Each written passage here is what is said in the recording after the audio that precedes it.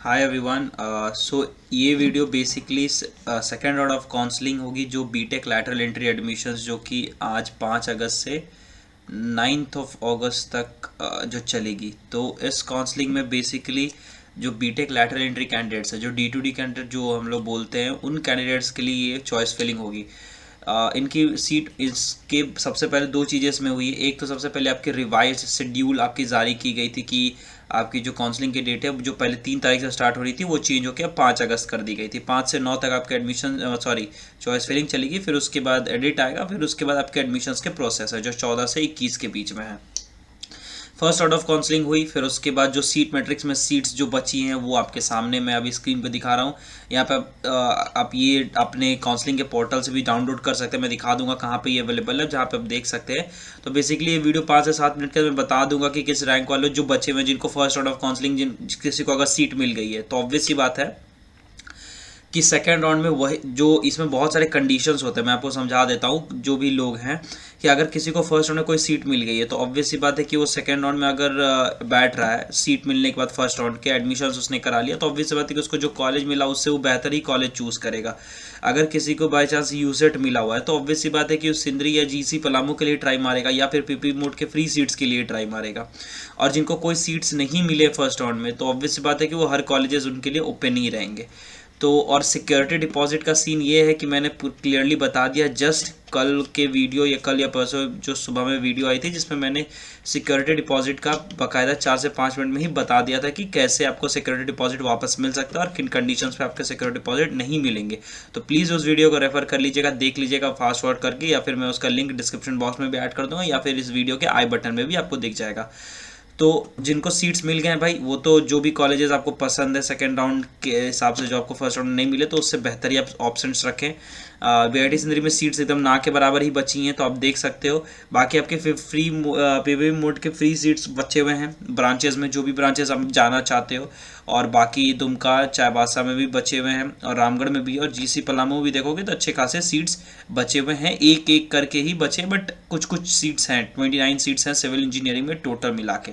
और फिर उसके बाद अगर यूसेट गवर्नमेंट कॉलेज में आते हो तो यहाँ पे भी सीट्स बचे हुए हैं। तो आप बेसिकली इन सब कॉलेजेस को रेफर कर सकते हो, क्योंकि कंपैरिजन वीडियो भी आ चुके हैं तो आप उसको भी देखोगे तो आपको एक आइडिया मिल जाएगा।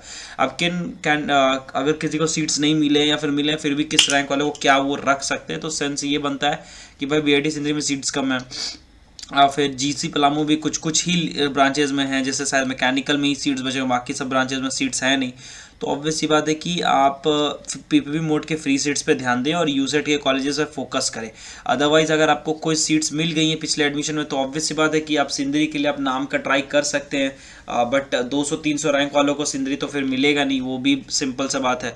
जिनका भी रैंक भाई 200-300 के पार गया तो भाई सबसे बेहतर यही कि आप जीसी पलामू को टारगेट करें, फिर उससे भी ज़्यादा अगर किसी का रैंक किया तो फ्री सीट्स वाले कॉलेजेस पे ट्राई करें, और उससे भी ज़्यादा है तो भाई अगर आप यूसेट की फ़ी अफोर्ड कर सकते हैं, वो गवर्नमेंट कॉलेज, अगर if you can afford the feed, अगर आप फीस अफोर्ड कर सकते हैं तो प्लीज़ आप फीस अफोर्ड कर लीजिएगा। तो फिर यूसेट की बाकी चीज़ें ठीक है, बाकी आप कॉलेज रिव्यूज़ देख सकते हैं, ये सब चीज़ें हैं।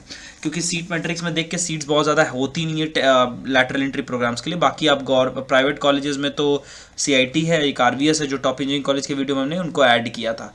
फिर उसके बाद मैं फिर से एक बार क्लियर बता देता हूँ कि भाई जिनको भी फर्स्ट राउंड में कोई सीट एडमिशन मिल गया तो ऑब्वियस सी बात है कि आप उससे बेहतर ही चॉइसेस रखिएगा, उससे नीचे मत रखिएगा।